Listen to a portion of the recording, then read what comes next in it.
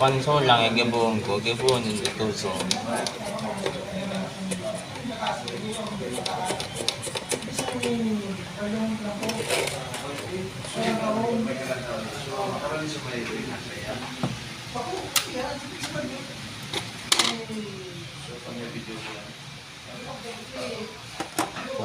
Smile. Sarap pa sa'yo.